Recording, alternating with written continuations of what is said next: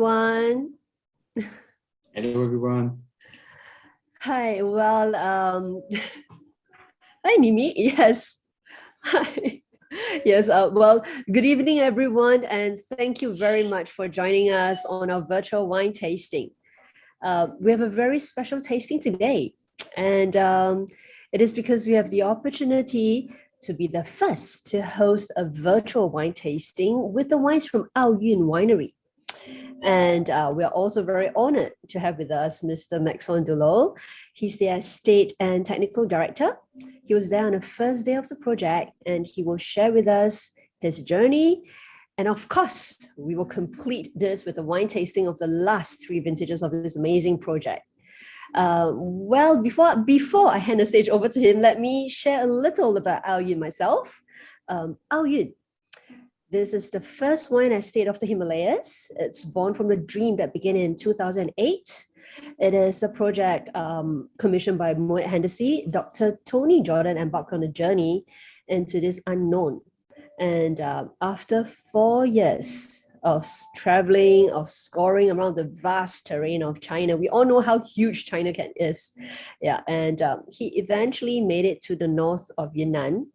And in this place, he found an ideal microclimate location, and he decided this is where he will create this world-class fine cabinet.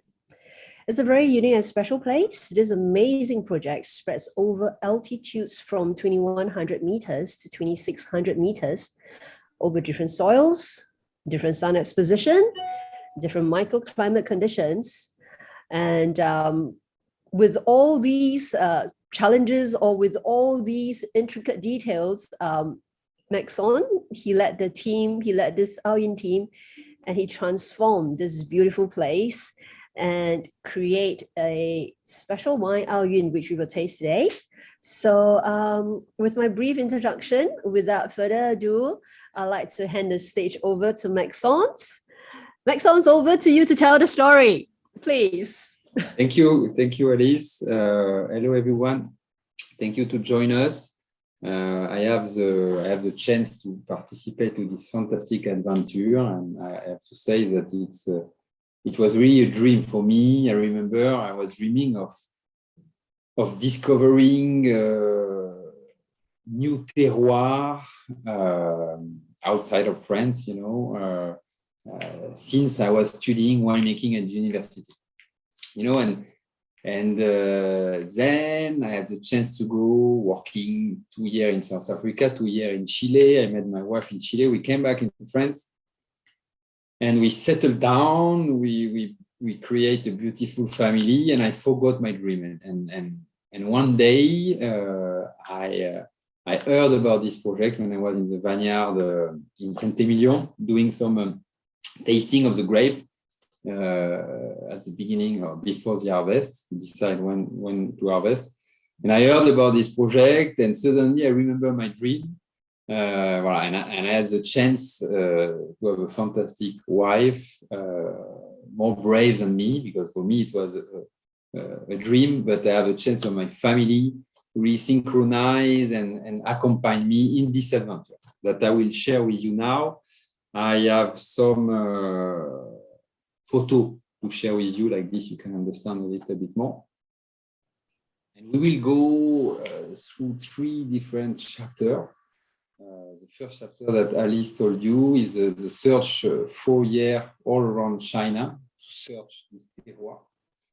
Then we will see, we will discover our terroir, what we know about our terroir, actually, because we learn every day, and how we adapt also in real time to this terroir.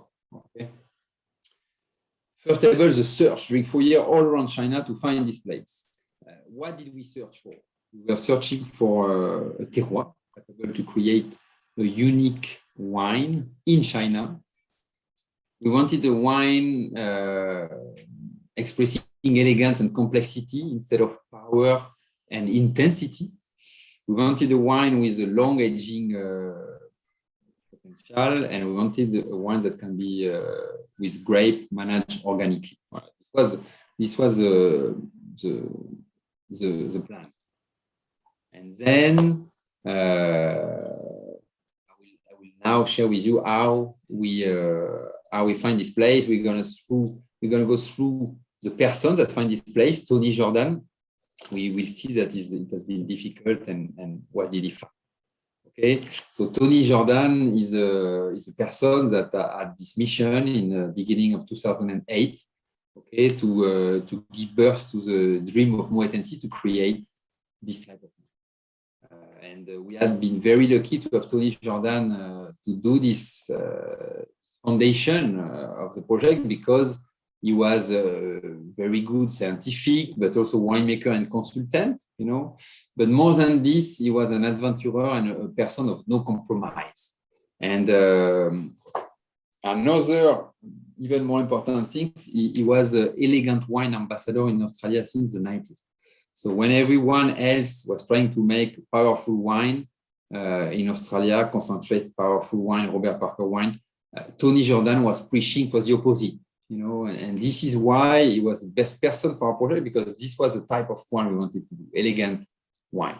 So if Tony Jordan did not find a terroir capable to do this type of wine, he would have said to us no, because he's also a no compromise person, you know, which is not the case of a lot of consultants.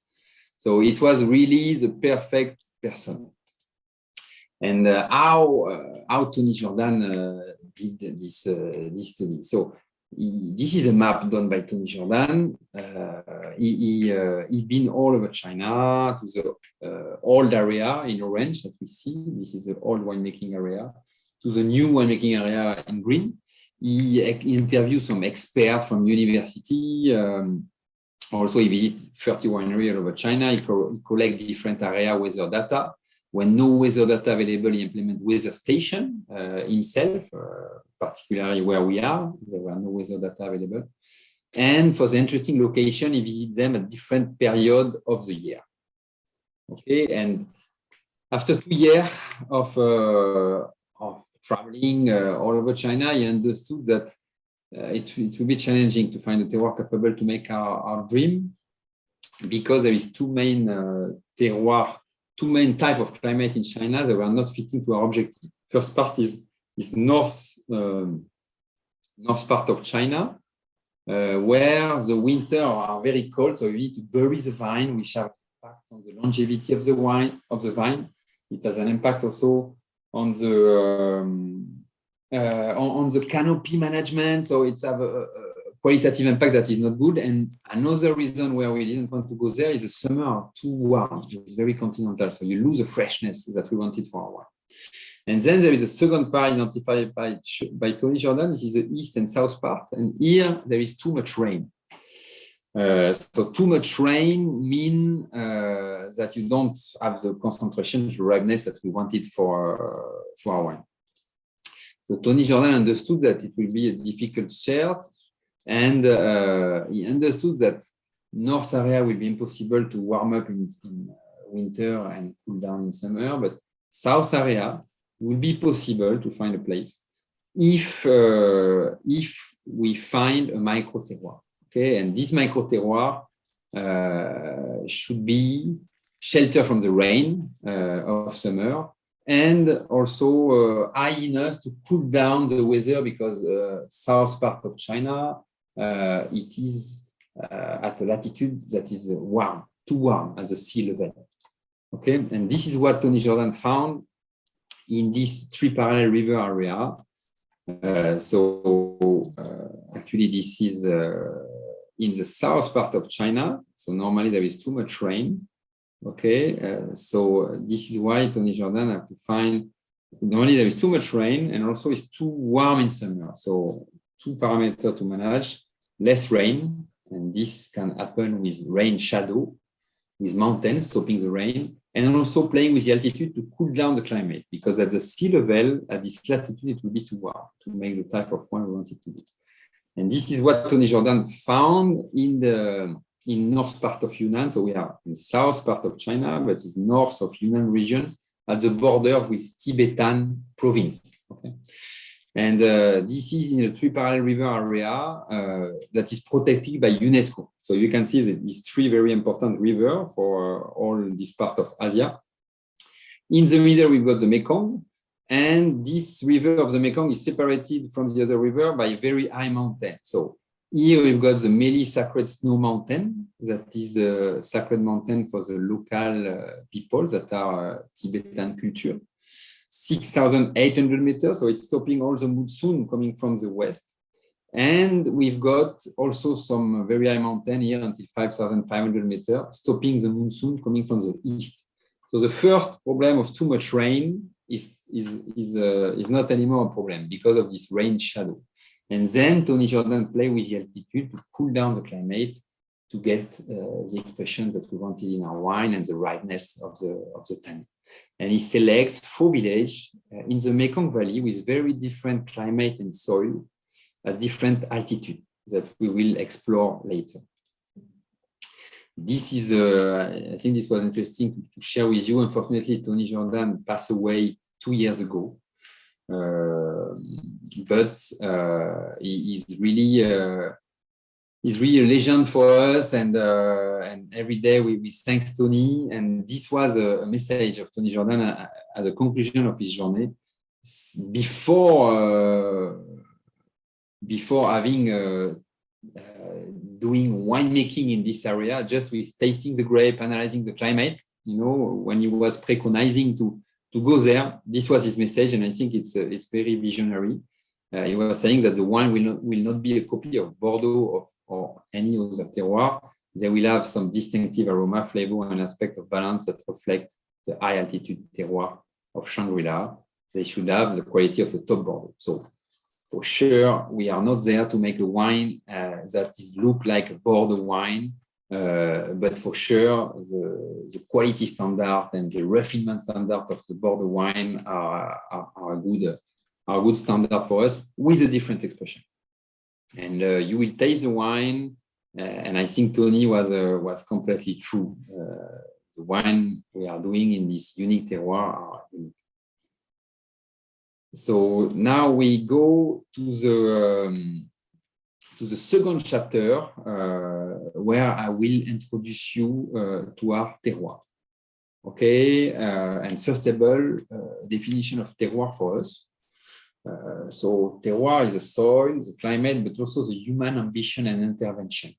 Below it is a sentence of Vauban that was saying that the best terroir is not better than the worst one if it's not cultivated. Okay, and it is particularly true for the vineyard.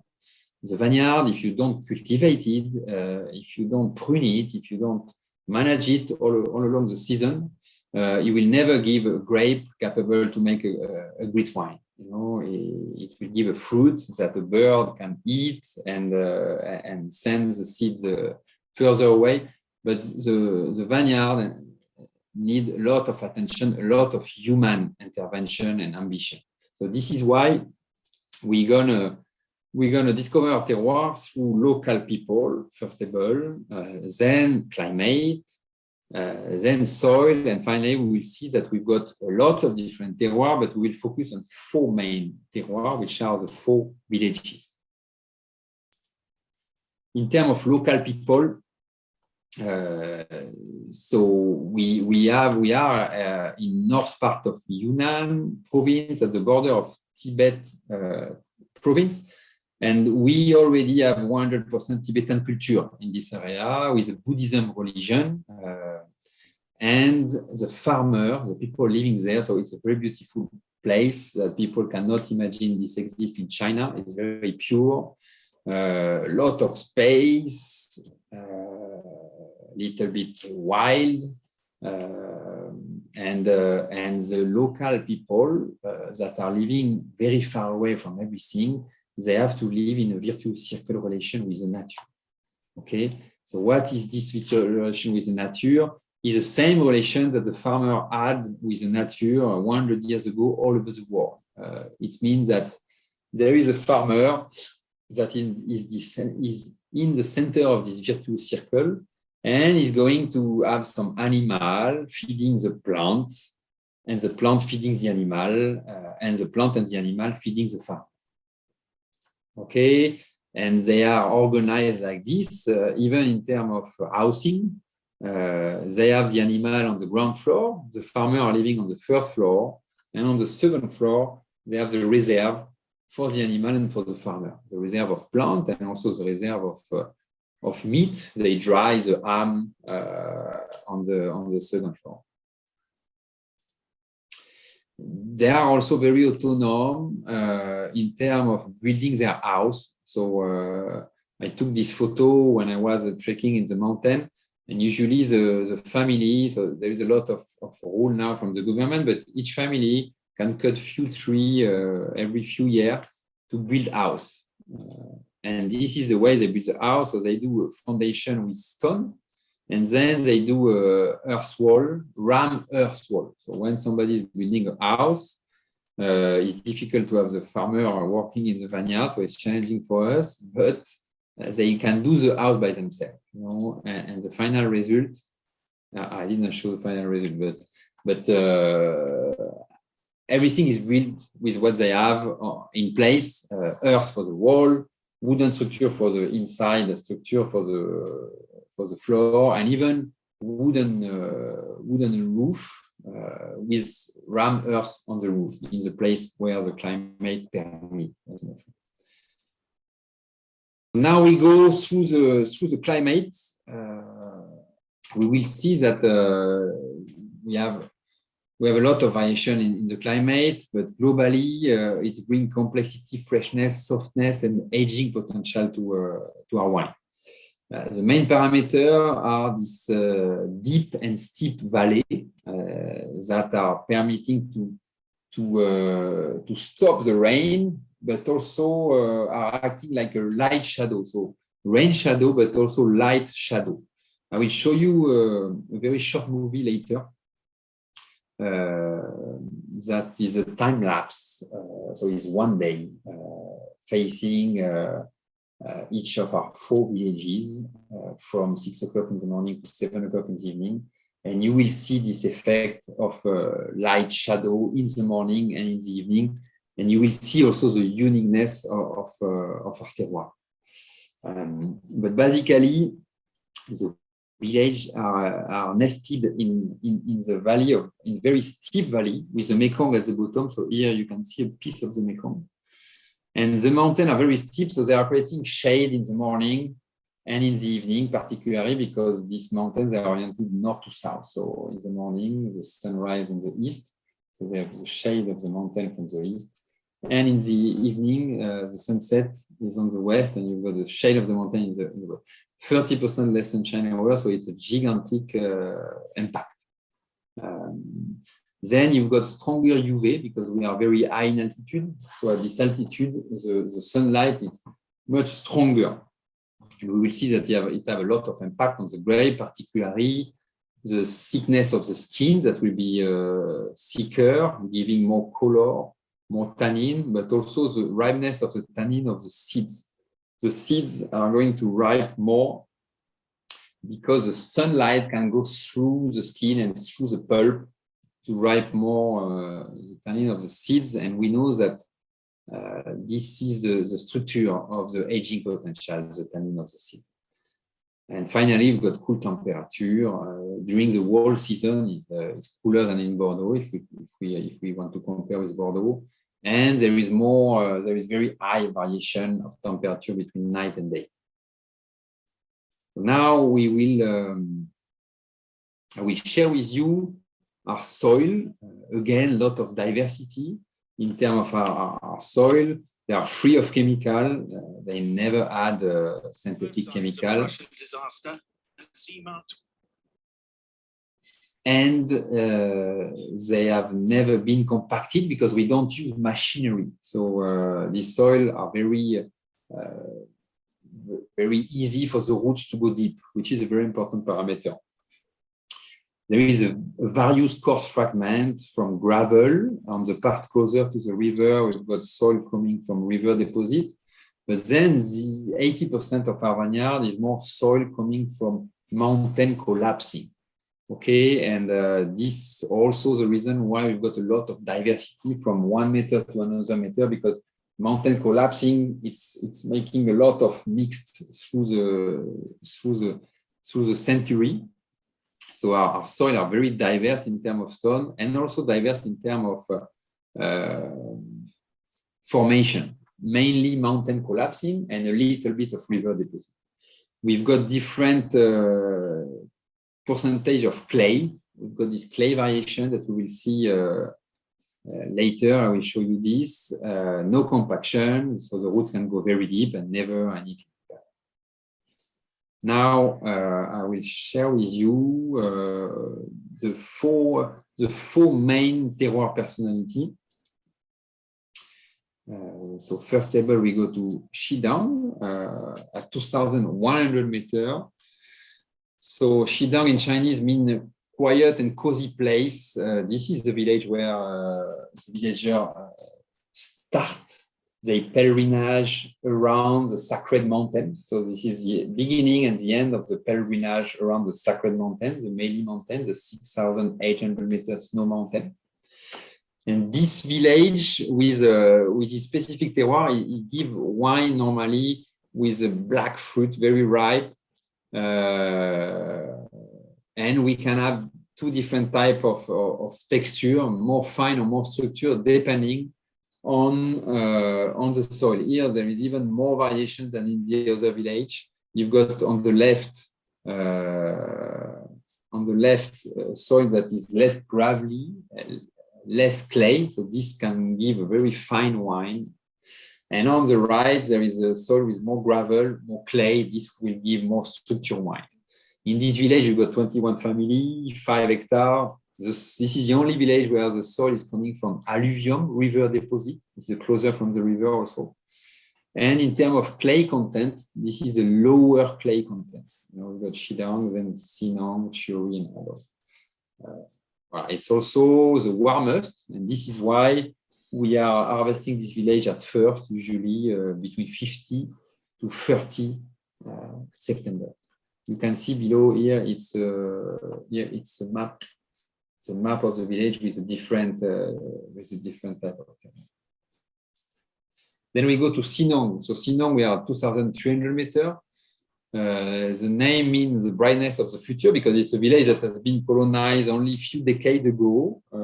So they were happy to go to a new place, to have a new surface to cultivate, because you can see that this area are very steep, and also there is not a lot of place where you got access to the water. So the villagers, they can only settle down in a place that is not so steep for cultivation, and also where there is access of the water, because they cannot go take the water from the river. So there is not so much land available. This terroir gives a wine very powerful, dense, with a great minerality. There is 27 family of farmers working there. It's around 5 hectares or so. It is a soil coming from the mountain collapse. And we see that we've got a little bit more clay than in Xidang. Okay, and the climate is a little bit cooler than in Xidang. This means that we harvest after Xidang, usually mid-September to mid-October. Then we go to Chiuri. So Chiuri is on the other bank of the river, on the right bank, on the left bank of the river at 2,500 meters. It's named like this because there is a specific cypress tree, a fragrant cypress tree that can grow in this village because of a specific microclimate that is turned to the west. So even if it's 2,500 meters, it's really protect from the cold, and it's have a lot of warm in the afternoon. And this is why this village have named like this, because of this cypress tree that can grow there. It gives us wine very fresh, balanced, and suave. There is 14 families, so there is 7 hectares nearly, but less family. It's possibly the most beautiful village. It's really a harbor of peace. The time is stopping when you are there. Again, soil coming from colluvium. So here we've got more schist and limestone fragment. A little bit more clay than in Sinang, and a little bit cooler than in Sinang. We harvest usually in October until end of October in this village. And finally, we go to Adong. So Adong is named like this because it's on the Tea Horse Road on the tea horse road to go to Sichuan from Yunnan. So you know that they were doing trading of tea from south of Yunnan to horse in Tibet and all kind of trading. So they were passing through Adong, and this is why Adong means a place where people from all the corners of the country meet, because it's on the tea horse road. And this village make a very bright but powerful wine with tannins that are coated a lot of flesh around the tannin, lot of flesh around the tannin. It is coming because there is more clay and it's cooler. So we've got this typicity. We can see that I didn't talk about this with the other village, but we can see that in September we've got 9 hours 30 of sun exposure in comparison to Shidang is 8 hours. So hopefully that we've got this sunshine hour that are increased compared to the other village, because we will not ripe if we don't have this. So actually, because we are higher in altitude, so cooler climate, cooler soil, and we have the chance to have the configuration of the mountain that permits the sun to go through and to have more sunshine in September. But it's still challenging. This is the village most challenging to ripe. But because we work so much in the vineyard, we managed to ripe at least half of the village every year, and some good vintage we can ripe the full village, and it can really help to the blend. So here we will harvest from end of October to end of November, and this is where we have the winery. Now let's go to the third part, how we adapt our craft to this unique terroir. Okay, and we're gonna go this. We're gonna check about the vineyard adaptation, winemaking adaptation, and even tasting, blending adaptation. In terms of vineyard, so here we are in the middle of Shuri village, the village with a fragrant cypress tree. This was I took this photo in October. You know, the colors are so beautiful. So I introduce you to our vineyard. We had this vine that you see here has been planted before we arrived. So Tony Jordan, when he arrived in this village, he has been surprised because nobody told him that vineyards were planted in this valley.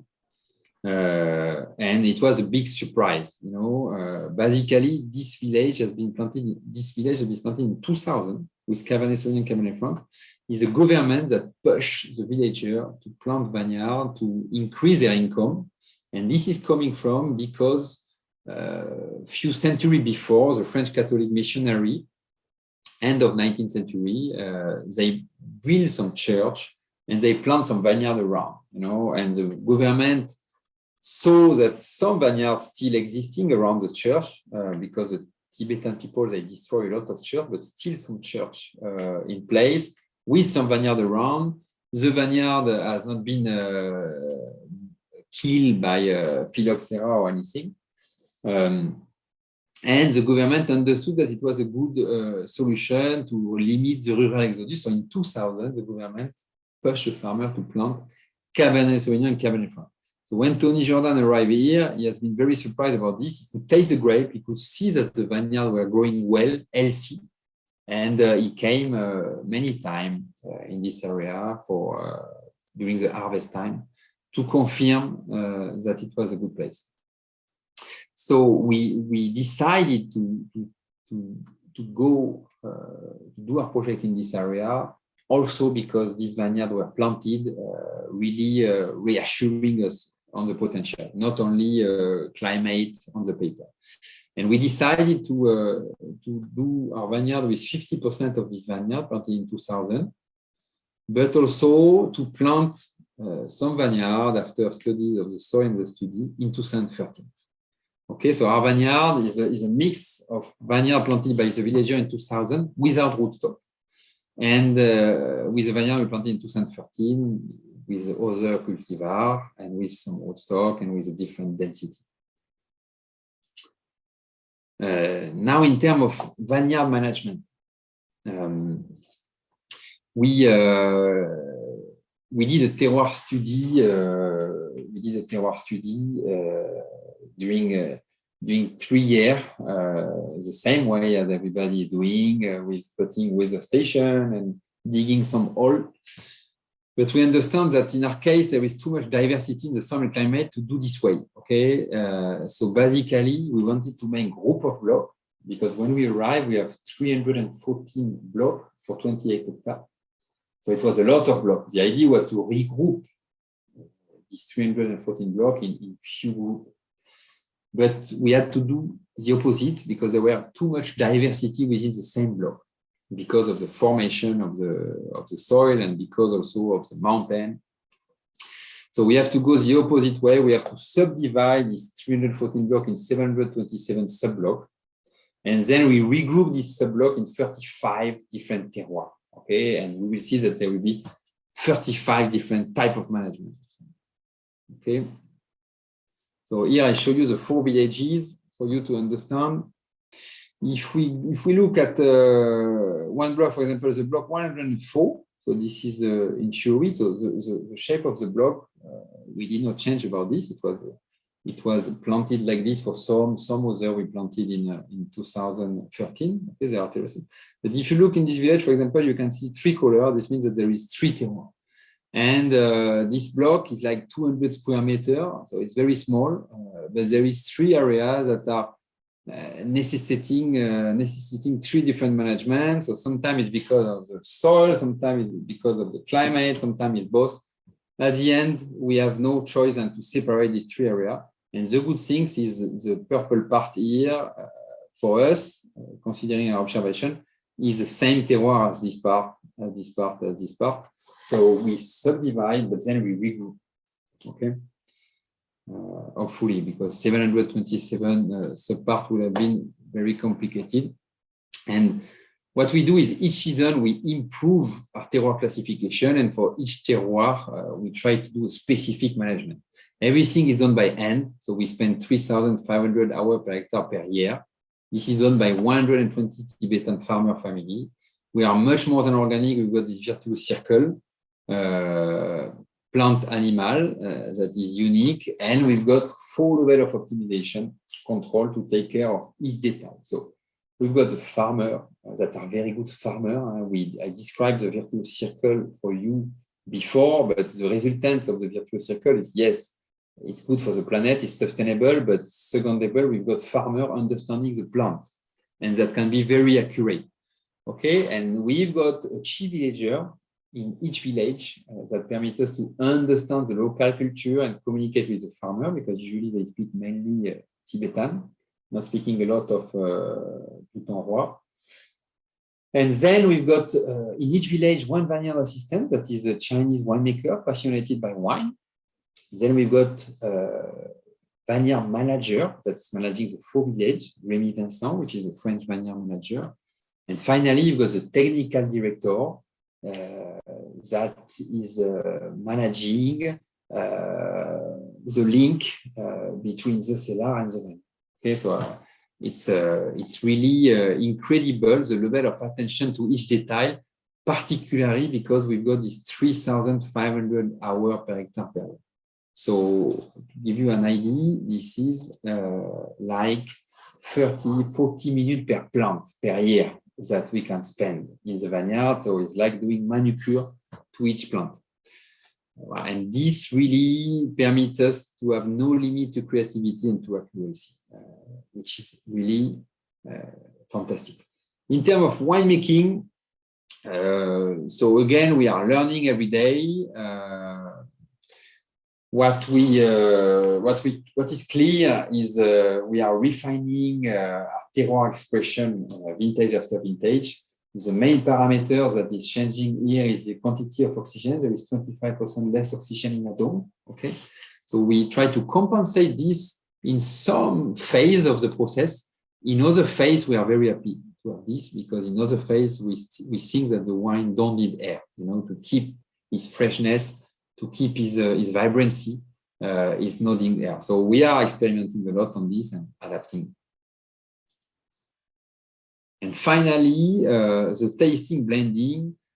So we understood after a few years that altitude creates a tasting experience very different. Okay? And this is the case in the plane, not after 1 hour, but after 2 or 3 hours in the plane, when your body starts to be adapt to the plane atmosphere. So the plane atmosphere is like 2,000 meters, 1,800 meters in terms of dryness of the air and in terms of quantity of oxygen.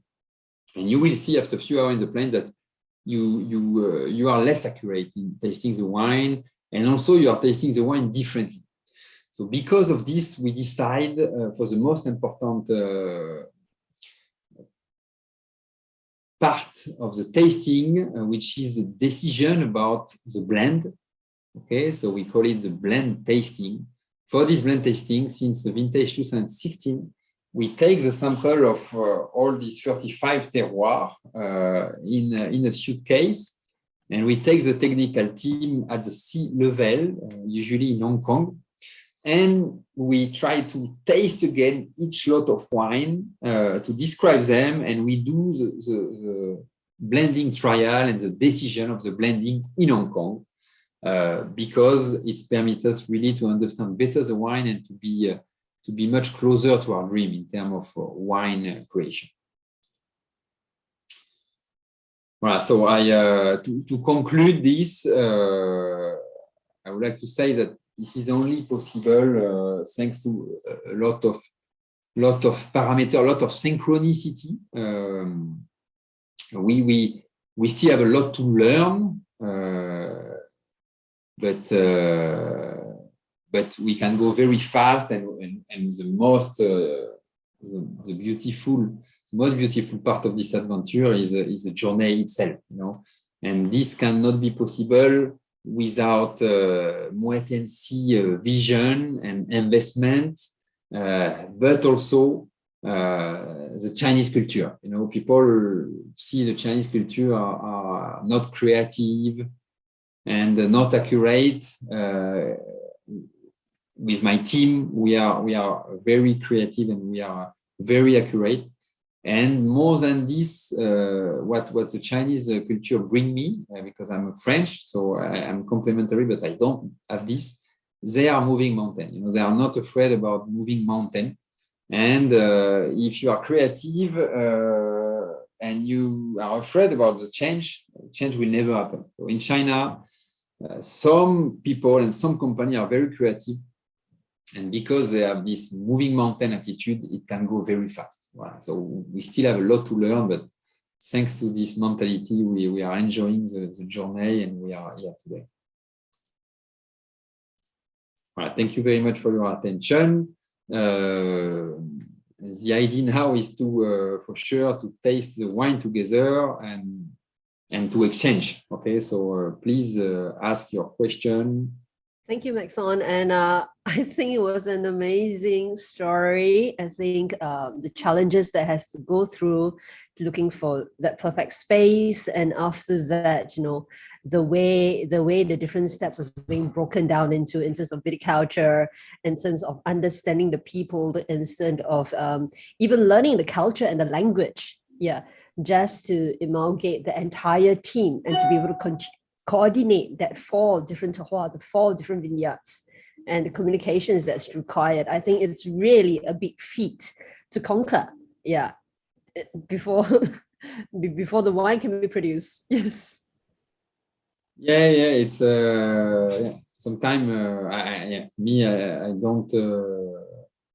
I like to move forward, so I don't look too much on the back. But for sure, what we did with the team is really unique. And we are very proud. During the selection process, I mean, did you encounter any specific incidents or specific area that you can really remember? Yeah, that fascinates you. But we have a lot of challenge for sure. We first of all we had to negotiate with the government to have the road. When before we arrive, a lot of road were dirt road. So there is a lot of story of government negotiation, government challenge. The government are trying to help us. For sure, they are supporting us, but it's complicated. all the process. Then we had to build the team, and so a lot of challenges. The most interesting for us is discovering the terroir. But I think the anecdotes that are the most interesting for you is discovering the culture. Trying to communicate with each other, because there is a language of different, but there is also a culture of different. So we have this chief villager communicating with the vineyard assistant, and so all this chain makes the communication difficult. But the most important was to be in the vineyard. You need to be in the vineyard. You need to show them. But a lot of difference in culture. So a lot of time it happens that nobody came to work in the vineyard because they have their tradition. So when somebody married, nobody's working for 3 days in the village, but sometimes you need to do something in the vineyard. The vineyard cannot wait for 3 days. Then when they build their house, we've got also a challenge to get people working in the vineyard. Then they go pick up the mushroom in the mountain. So there is a lot of funny story that we went through. Well, the discovery started in 2008. Could you remind me, when was the first commercial vintage for Aoyun? So the first vintage we did was in 2013. 2013. 2013, and we at the beginning the objective was not to bottle and to sell this vintage, but we were really surprised by the quality, and this is why we commercialized this vintage. So 2013 is the first vintage that we commercialized in 2017. Oh, the first commercial vintage is 2017. Yeah. Okay. Well, I think you've got a time-lapse video that you want to show us. Yes. For okay, sure. So we have that time-lapse video, and then we can start tasting the wines. Yeah, the time-lapse video is really good. It really creates the emotion. Yeah, I think that the time-lapse video really shows the uniqueness of our terroir. In 1 minute. Yeah. In 1 minute, you can understand, and indeed, it's very emotive, at least for me.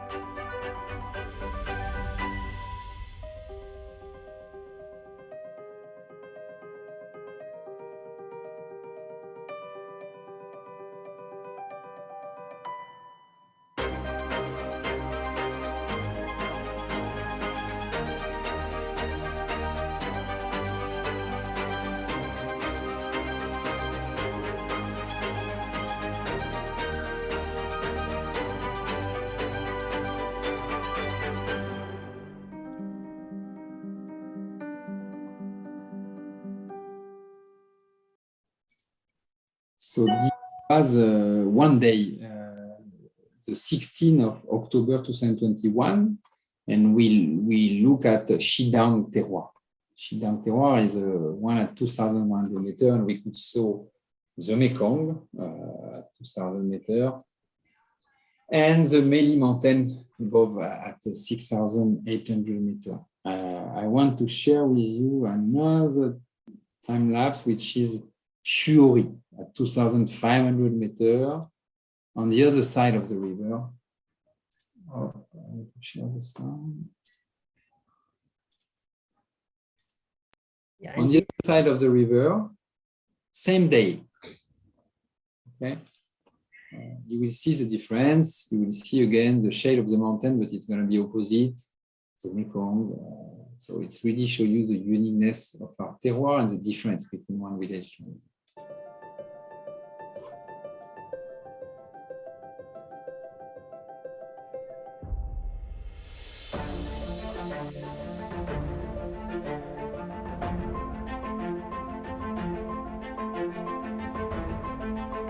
This is Shori, right? Yes.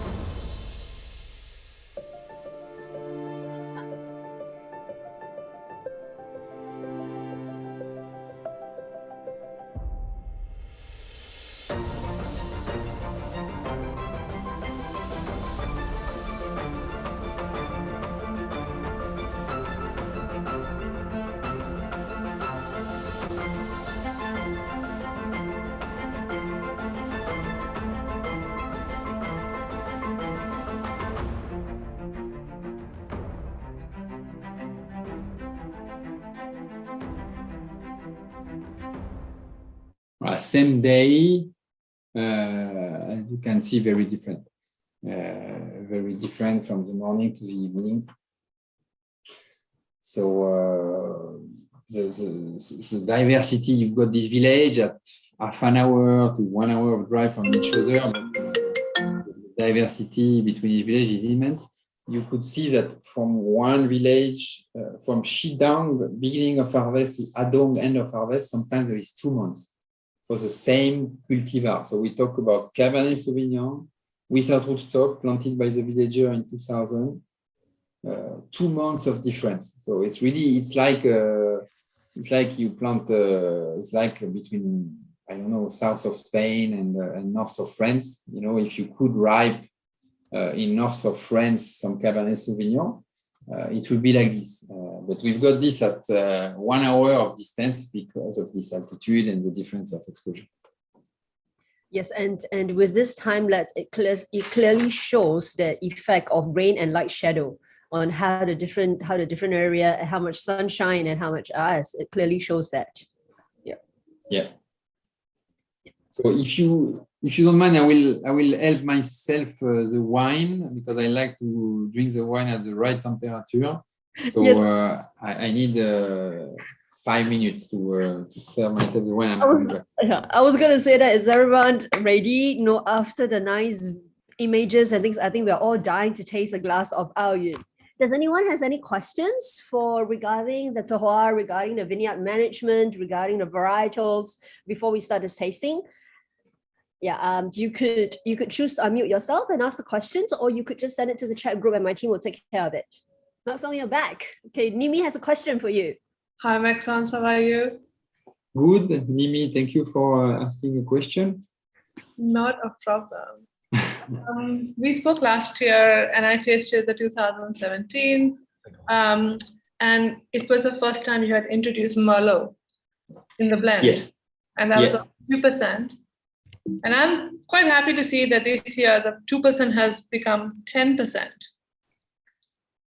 So number one, I'm thinking, okay, how's the Merlot doing? But the second part of my question is to ask you about Cabernet Sauvignon's ability to ripen in Yunnan, if you can elaborate on that, please.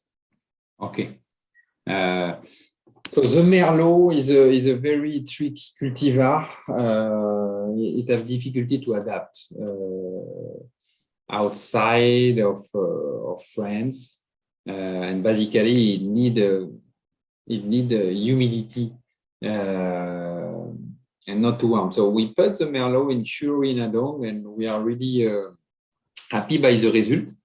The more it is maturing, I mean,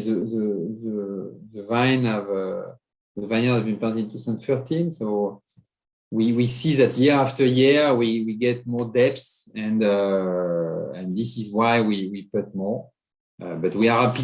I think we did the good decision to plant it here in Shuri and Adong, because in Shidam and Sinang, I'm not sure the result would have been so good. But this is a good result so far, and it's complementarity of the Cabernet Sauvignon. So we will always do. Personally, me, I prefer the Cabernet if I have to choose. But then, for sometimes the Cabernet there is too much tension that the Merlot can help to balance. And but Aoyun will always be a majority of Cabernet Sauvignon, Cabernet Franc. But for sure, we are very happy to have this other cultivar to help us to balance the wine and to give complexity in the nose and in the mouth. To compare with the Cabernet, the Merlot, as I said to you, if we had planted in Shidang and Sinong, I'm sure it would not have been so good than Chiuri and Adong.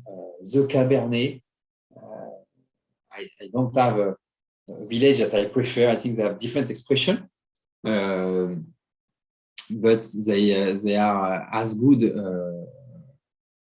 in the four different villages, but with different expression. And the chance we have is we can ripe the Cabernet until Adong because we've got this end of season very dry and sunny. It's cool but dry and sunny, and this what help a lot to have a Cabernet ripe everywhere. Did I answer your question? Yeah, you did. I was actually in my mind. I remember that in Yunnan, Cabernet Sauvignon ripens much better than it ripens in the rest of China. So that was playing on my mind when I was asking you the question. Yeah. Alors then to complete, Yunnan, I think is. I don't want to say something wrong, but I think it's half of the size of France. So it's very big, and the difference of latitude and altitude are huge. So in Yunnan, there is a lot of different climates. Where we are is a very unique microclimate with these two mountains. So basically, we think there is 30 kilometers that are really sheltered from the rain, that have top potential. If you go above or below, it's completely different. So in our area, we can ripe Cabernet Sauvignon fine with good freshness from 2,100 to 2,600 meters. But 2,600 meters, you need to have specific conditions. You need to have the exposure to the sun at the end of the season, and you need to work very hard to ripe it. Okay. All right. Thank you for that. In other region in China, like in Ningxia, you need to bury the vine middle of October. So it's happened that some vintage middle of October, the Cabernet Sauvignon is not so ripe, and you have to bury the vine, which can be a problem. But I think at least 50% of the time now, if they work well in the vineyard, they can ripe the Cabernet Sauvignon in Ningxia. Yeah, that's true. Thank you, Maxence. So, shall we have some tastings? We were saying, are you going for 18, 17, 16, or 16, 17, 18? 16, 17, 18. If you are okay like this, usually I go this way. Yep, sure. There is a lot of climatic variation between one season to each season. Okay, and another things is we are understanding more our terroir season after season, and so we are improving and optimizing the process in the vineyard and in the cellar. So this is why I will describe you these three vintages through different perspectives. First of all, the climatic condition. Second of all, what we optimize in the cellar, and then what we optimize in the vineyard, and then finally how the wine is. Okay, so the first one is 2016. So 2016 was our fourth vintage, and it was the first challenging vintage in terms of climatic condition. If this climatic condition happened before the first, the second, or even the third vintage, we would have been in trouble, because since the beginning we manage organically, and it has been challenging. So hopefully we have 3 years of experience to manage it well and to ripe the grape. The spring was more humid than usually, giving more homogeneity. So usually we have spring very, very dry.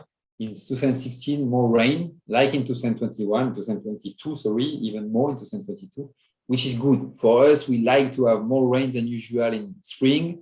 It makes more homogeneity. So this is what happened in 2016. And it was good also because we have also a little bit more rain than usually until mid-summer. Okay, and this has been compensated by a warmer and drier end summer. So the months of August and October has been the warmest since we've got the record. And this compensates, this end of season warmest that we had compensates the beginning of season a little bit cooler and more humid. We start 17th of September and we finish 9th of November. The yield was 21 hectoliter per hectare, so it's like 2,500 bottles per hectare. It's a little bit lower than average. But average yield very low, but 21 is a little bit lower than average, I would say. Voilà. And in the vineyard, what second parameter is in the vineyard? What happened in the vineyard? In the vineyard, we accumulate some experience, and we have this 727 sub-blocks. The map I showed you before, we had this in 2016 vintage, and we managed the block considering this terroir variation. Okay, so it permits us to be much more accurate. In terms of winemaking, for the first time, we added Syrah, 4% Syrah and 2% Petit Verdot in the blend, adding complexity. And we did the blend tasting assessment at the sea level. So the first time we do the blend tasting trial at the sea level. So permit us to be more accurate. We use also less new oak than previous vintage.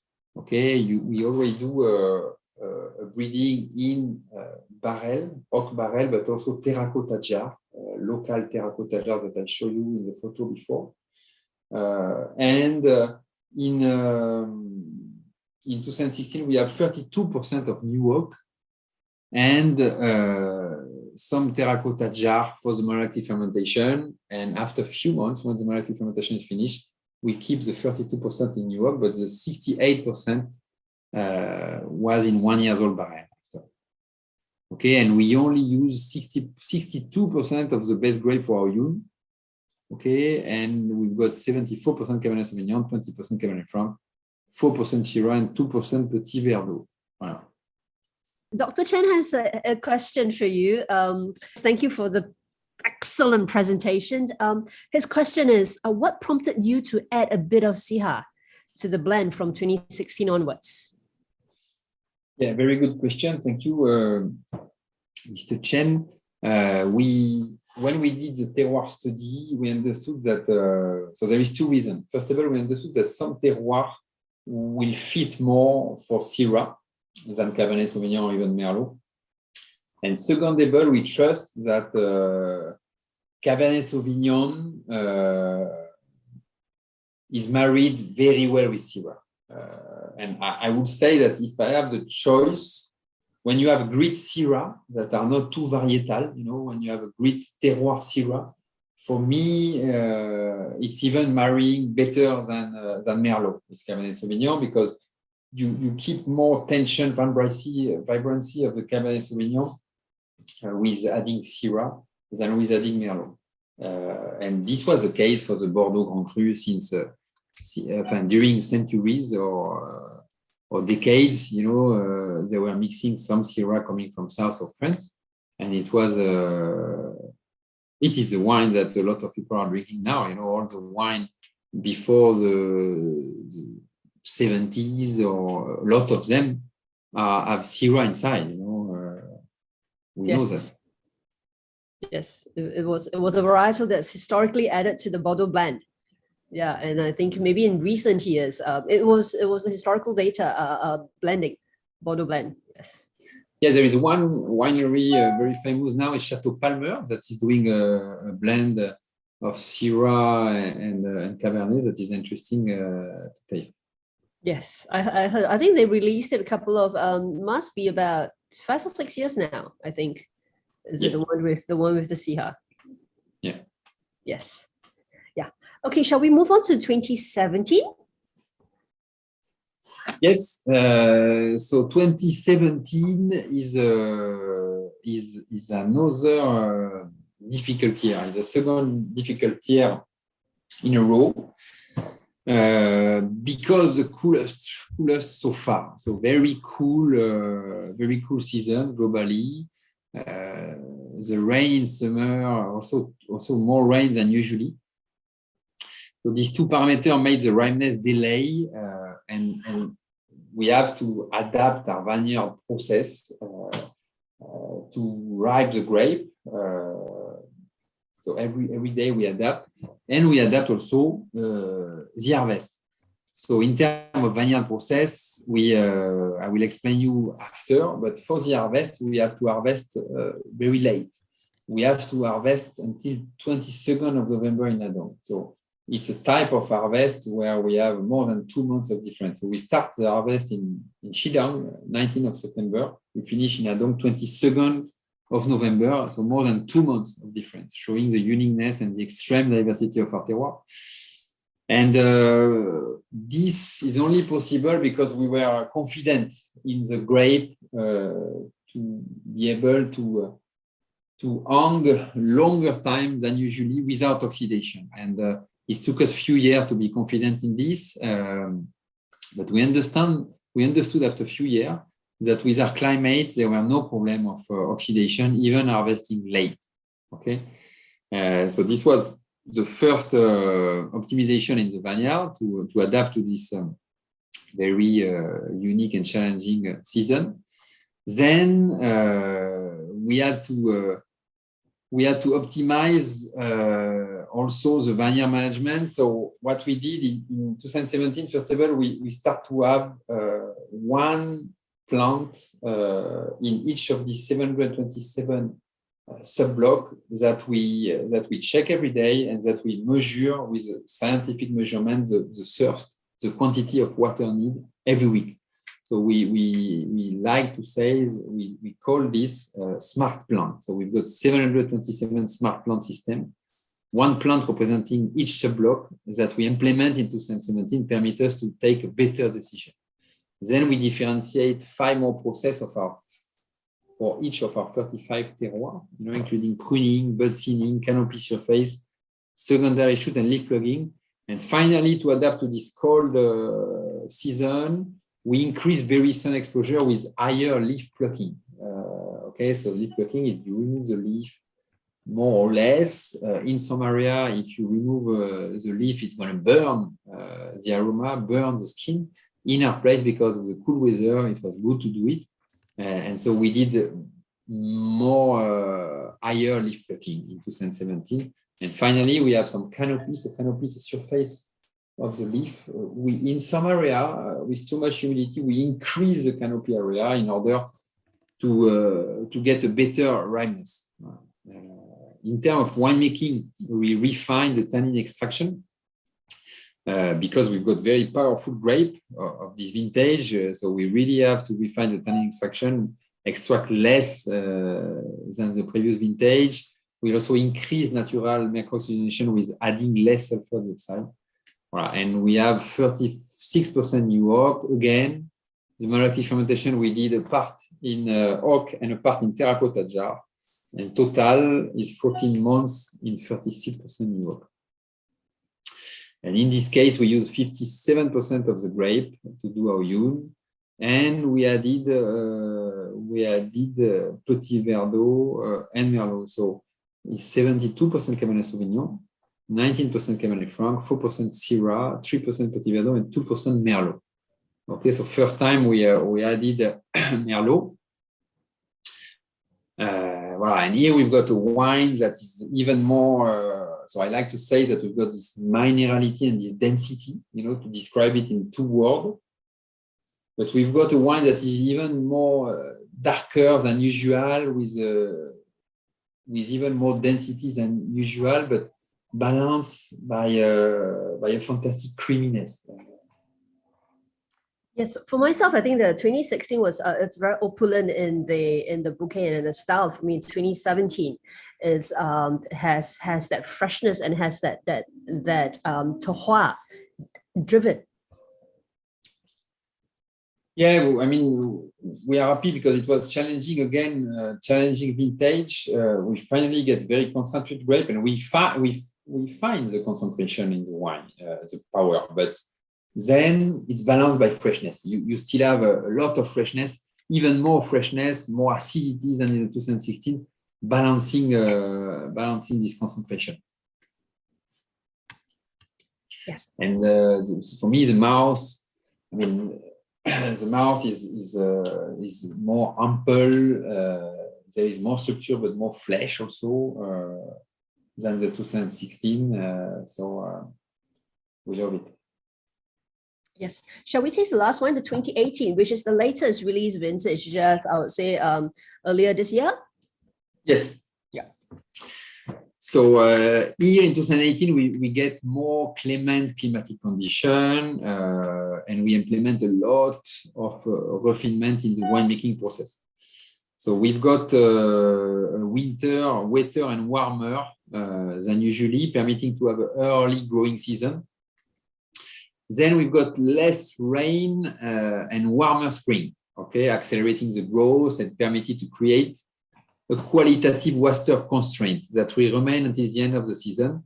This was very important because in summer, actually, we got quite a bit of rain, but it was necessary to have this rain because from end of winter to summer, it has been very dry. So we really empty the water reserve, and the rain in summer was really welcome. And the rain in summer, this particular year, has been happening in perfect time, in perfect timing in order to give enough to the vine, but not too much. Okay. This was really the specificity of the harvest. We harvest from 7th of September and finish the 15th of November. So it's between vintage 16 and vintage 17. So you started from, how long was the harvesting period? Again, more than 2 months, 7th of September to 15th of November.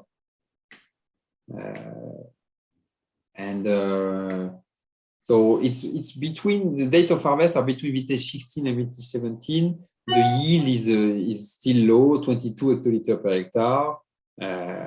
Voilà. So then in the vineyard, we work on terroir expression. We try to have a more terroir expression. So this is what we work in the vineyard. So there is 3 main parameters that we improve in 2018. First of all, we work at the level of the shoot accuracy.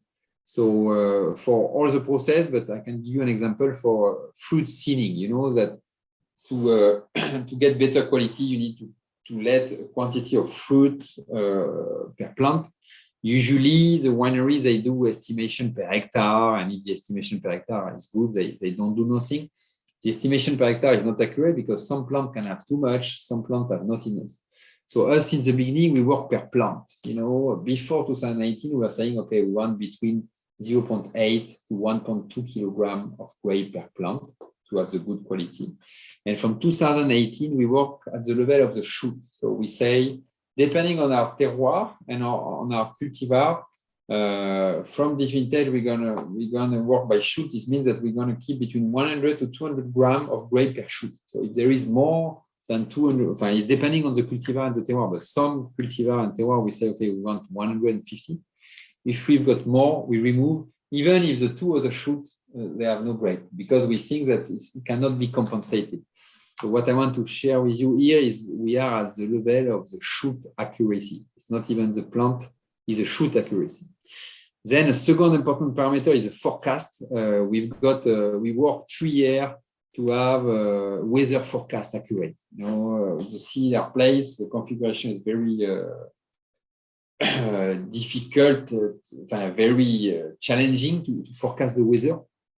And we work with a company during 3 years to have accurate weather forecast. This permits us to be much more accurate in terms of vineyard management. So it increases the quality because you can take the right decision, particularly for treatment, because we are organic. So it's even more challenging to spray the vineyard at the right time. But also in terms of irrigation. Before, sometimes we were irrigating because the vine need some water in summer. But then the rain happened a few days after. So actually now with the forecast, we can be more accurate in terms of irrigation for better quality. And the last point in the vineyard is the terroir transparency. So we manage our vineyard organically, respecting European standards since the beginning of 2013. We decrease the quantity of organic product we use season after season, thanks to our experience and thanks also to the weather forecast too. And to ensure the purest expression of our terroir, now what we are doing since 2018 vintage, we are cleaning the grape before the harvest. So basically, and it's not so simple, because if you spray water, the copper and the sulfur, which are organic products, you remember, they don't go inside the berry, but they stay outside. So they are not harmful for the health, but we wanted to clean them because we don't want this into the tank, because we think this residue, even if they are not harmful for the health, they are going to change the expression of the wine, and then cleaning this product, you have more transparency in terms of terroir expression. And so we had to do a process to clean this, because it's not so easy. And so now, from 2018 vintage, we clean the grape before the harvest, each block, one by one, and we have to go 2 or 3 times. Wow. But this means that we put really pure grape in the tank for the purest expression. Totally. I can see the amount of details that's been put into it. Yes, I would like to invite Ying to share a conversation with you to talk a little bit about all 3 vintages. Ying, could I trouble you to unmute yourself and join us? Sure. Hi. Hi. Thanks, Alice. Thanks, Max. That was a brilliant presentation. Thank you very much for that. And actually, I was very lucky back, I think in 2016 or so. I think I tasted the 2013, the very first vintage, I think just before it was released onto market. I was introduced to it by one of the MHD people in Hong Kong. It was served to me blind. It was very interesting. It was served to me blind. And, I was kind of meandering around. I said, this is clearly a Bordeaux blend. Had pretty strong blackcurrant and very good quality. And I couldn't place it in Bordeaux. That was the one thing. I couldn't place it on the meadow, in any of the communes in the meadow. And it had a sort of a character and a weight to it that kind of reminded me a little bit more of a Mediterranean influenced climatic style of Cabernet. So my thoughts were sort of kind of Napa and Bulgari in Tuscany. I can't remember where I landed in the end, but it was somewhere in that. So it was actually really quite interesting, because some of the food characters, kind of red capsicum, which is kind of what I associate with that, together with the black currant stuff. So I said to my host from MHD that I thought this was clearly sort of, if I had to put it in a Bordeaux context, it was kind of class growth quality. Now, I have to admit that from that time onwards, I hadn't actually tasted Aoyun again till about 3 years ago. I tasted the 14, I think on a trip to Bolivia, Peru, where fellow master wine did a high altitude wine tasting. And it was quite fascinating to see that tasting. Going back to your point about how the high altitude alters your perception of the wines, as well as how it affects the plant and the winemaking process. So that was a very instructive tasting. And then after that, I didn't get a chance. And then this year, within the space of about 2 months, I've tasted 15, 16, 17, and today the 18 for the first time. So I think I've been lucky enough to have actually tasted every vintage of Aoyun, which is actually really quite fascinating. Fascinating for me because it is a new winery. And it was fascinating it was really interesting hearing how you went through this very detailed exercise on the specific plots and so on, because when I looked at my notes from 2 months ago, there's a big consistency in my tasting notes, which is a good sign. It's bad if the wine's all over the place, even within the space of 2 months. And so there was a consistency in the notes, also a consistency in the stylistic differences. And some of that is climatic, as you've pointed out. Some of that is the blend, and some of that is perhaps and actually with respect to the blend, how you've actually blended different parcels. So the 18 vintage for me was really interesting. When I tasted these, I had really no clue at all about the weather conditions in each of those vintages. And my impressions, as I noted them in my notes, was that the 18 was, really balanced, rich, powerful, lots of midway complexity and density, with a lot of potential to age, and a very Napa-like character for me. In fact, actually less Napa, probably more a Bulgari type character.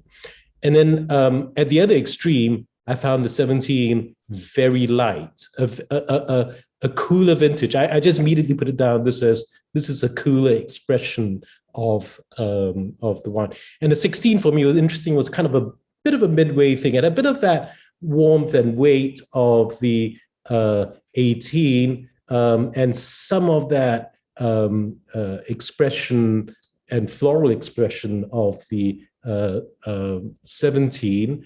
But if I may say so, it didn't have as much balance as I would have liked. And in a funny sort of way, even though the 17 was the lighter, cooler vintage, there was a very nice, elegant balance to the wine, which I found very pleasing. And perhaps that's because it's probably a faster aging vintage, and the 16 perhaps needs a year or two more to come. 18, I think, needs a few more years to start showing its best. So really interesting that climatically it also appears to be the more perfect of the three vintages. But going back to your whole analysis and exercise on the identification of the plots, one of the questions I had was how did you split up the planting of the varieties on each of those plots? Did you do it like in Bordeaux, where there's a bit more Merlot on the more clay-dominated plots, and is there more Cabernet on the more stony, gravelly, schisty style of soil? That was something that intrigued me in terms of how you manage that planting of the varieties. In fact, that was one of the most intriguing things. And I think you've answered a lot of my other questions in terms of how you manage each of those vintage differences. But I think that's the thing which I found fascinating, was how you actually split that. Thank you very much, Ying. It's very interesting to listen to your feedback. And I agree with you. If we can synthesize our climate, it will be an hybrid between Bordeaux and Napa Valley. And the result is also an hybrid. We've got the freshness and the elegance of Bordeaux, with even more tension than the Bordeaux wine. There is higher acidity than the Bordeaux wine. We've got 2018, is 3.45 pH. So it's really low pH, high acidity. And this is balanced by... So this tension that is even higher than in Bordeaux is balanced by density that you can find in a warmer climate, like in the Napa Valley, and you've got density in terms of sensation in the mouth. So I think you're right. It can be described as an hybrid. It's unique, but if you want to try to have some reference, I would say it's a hybrid between these two. And for your question about how we decide the plantation, so we dig a 300 hole. We put a lot of weather station in these 4 villages. So remember, in the 4 villages, in each village, we've got half already planted in 2000. Right. Is without rootstock, 6,000 plants per hectare, Cabernet Sauvignon mixed with Cabernet Franc. So first of all, it took us 3 years to understand that the Cabernet Franc was so high, because at the end, we got like 21% of Cabernet Franc average planted within the Cabernet Sauvignon, mixed together.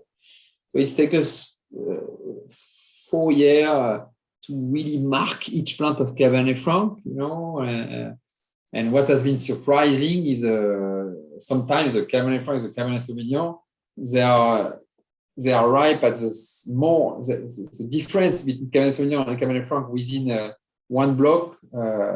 Sometimes is not so much. Even now we know the Cabernet Franc. Sometimes we still harvest them together. So there is more difference between Cabernet Sauvignon from one block to another than Cabernet Sauvignon and Cabernet Franc within the same block, which is really showing you the impact of the terroir that is very strong. So we did for the rest. So we got 28 hectares, 14 planted in 2005 by the villager. So we still have 14 hectares to plant. In 2013, we dig a lot of hole. We put some weather station. We analyzed this. Our objective was not to do wine like in Bordeaux for sure. We wanted to have a unique expression, but we want to have the finesse and the quality of a Bordeaux wine. Okay, and we want also to use a Bordeaux blend. Last week, I did the blend with a team. So we've got this 50 different samples. Last week actually was the second part of the blend. There is a first blend and then second part of the blend. We've got around 20 samples. And I was really, so there is a lot of different paths and everybody is giving his formula and then we taste everything blind. You know, the case of all the samples, we taste them blind, we try to describe them. And then everybody's doing his blend. And at the end, we select 3 blends that we think are the best and we taste them blind. Well, but when you do this exercise, you understand that it's a fabulous tool, the blend, you know, and so this is why basically we've got Aoyun Grand Cru, which is the closest to our dream, which is a blend of our best grape,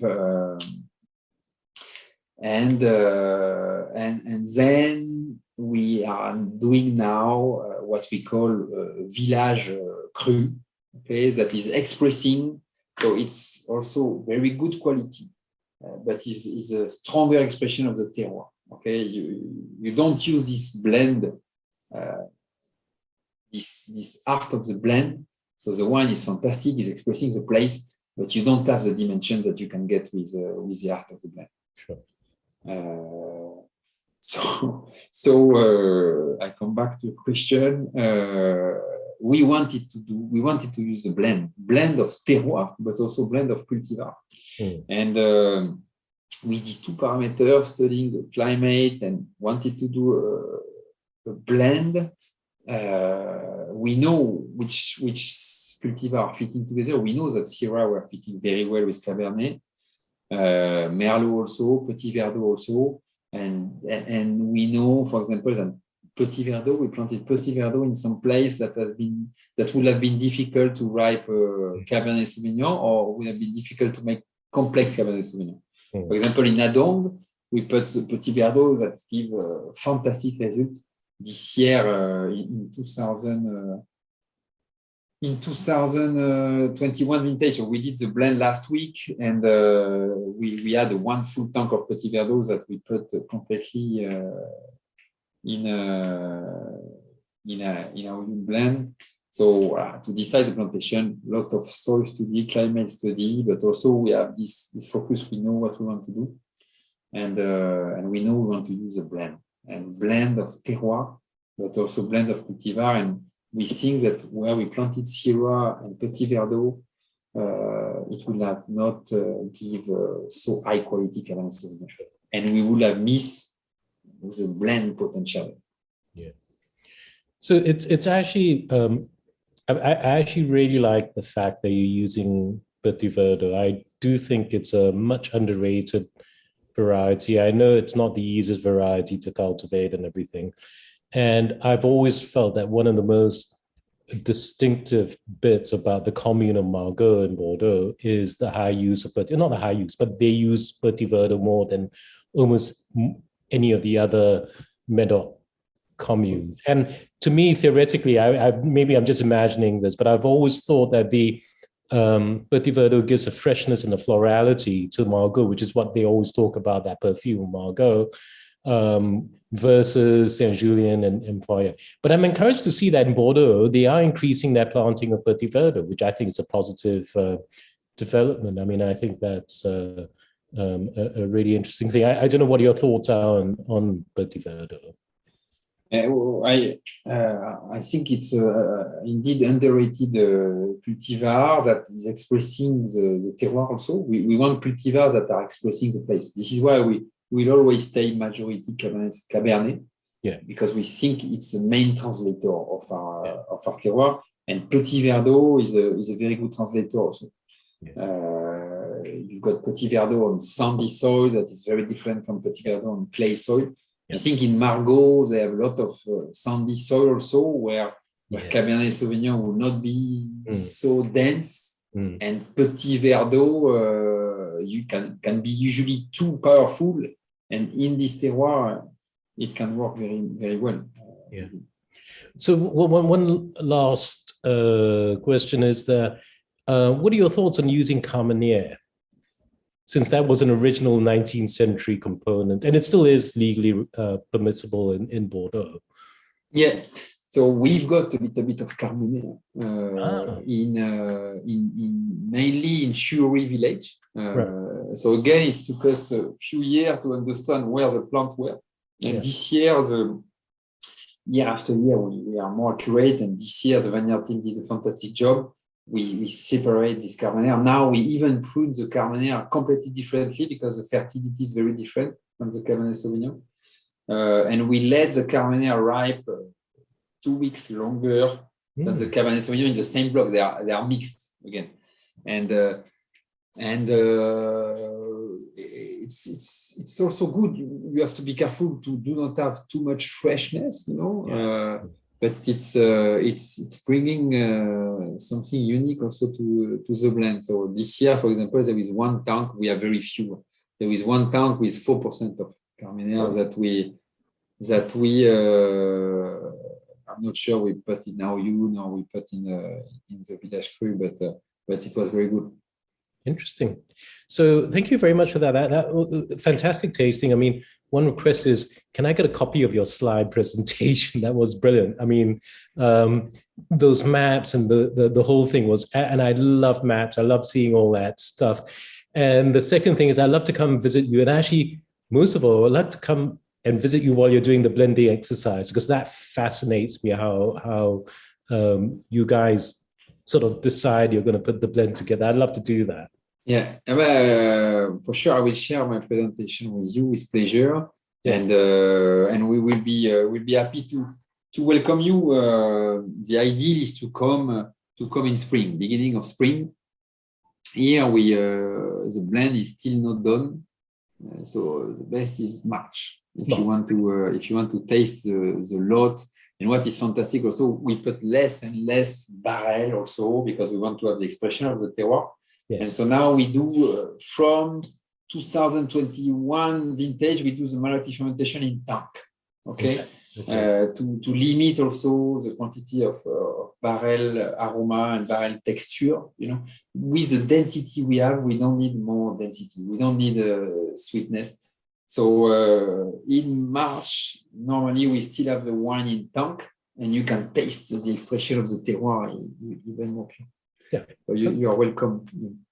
Thank you very much. That sounds fantastic. Well, Max, before I let you go, I've got Annette. Yeah, she is with us. She managed to make it despite her flights. So she was there with John Guillaume during the initial discovery. So I think I would really like her to share a couple of words on how the initial project was to you. Hi, Annette. Thanks for joining us.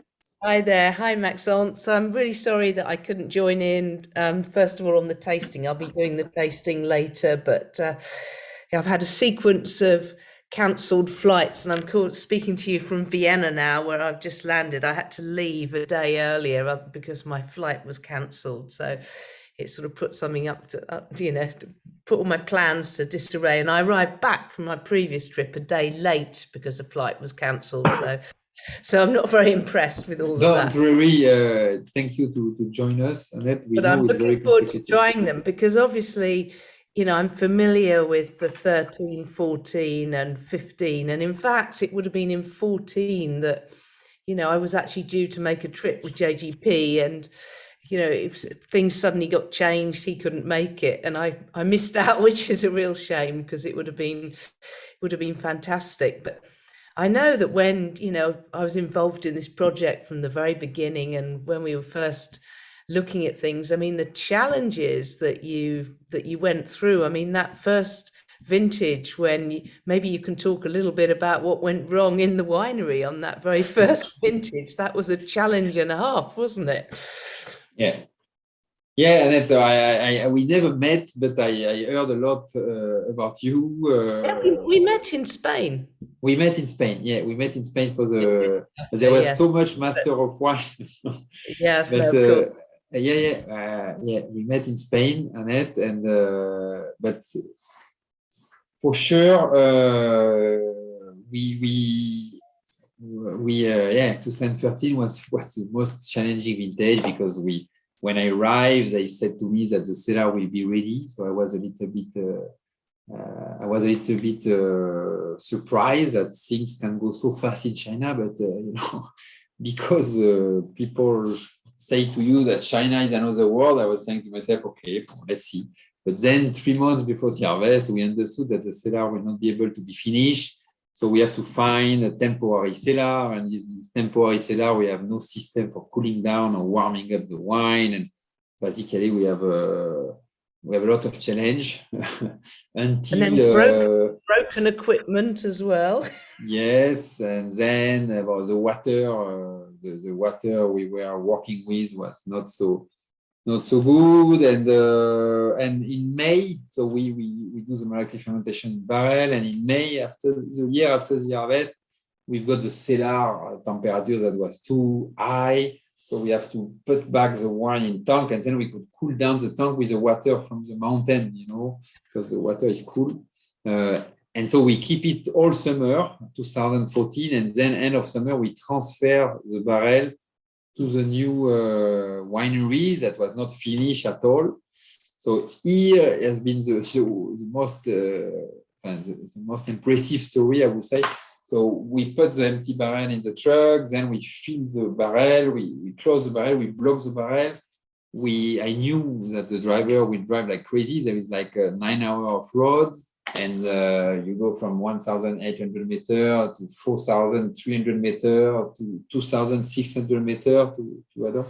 So we say to the driver, well, you stop, you don't drive more than 50 kilometers per hour, you stop every half an hour, you look at the barrel, and we give you double if you arrive without problem.